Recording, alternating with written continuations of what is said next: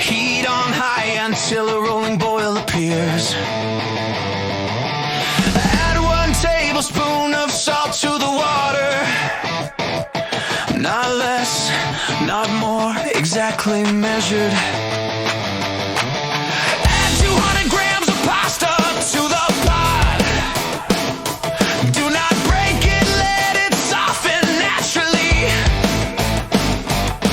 Stir once immediately after adding. Cook for 8 to 10 minutes al dente. Before draining, save 2 tablespoons of pasta water. This will help adjust the sauce later. Drain the pasta, do not rinse it. Set it aside, keep it warm.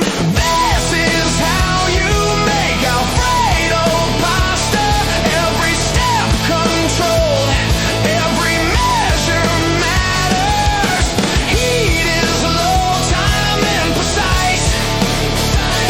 Technique first, flavor follows. Place a pan on low heat, add 2 tablespoons of butter. Let it melt completely, no browning. Then pour in 1 cup of heavy cream. Warm the cream gently for 2 minutes. Do not boil, keep the heat low.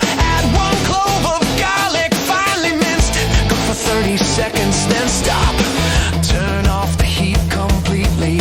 Add 1/2 cup grated Parmesan cheese. Stir slowly until fully melted. The sauce should be smooth and thick.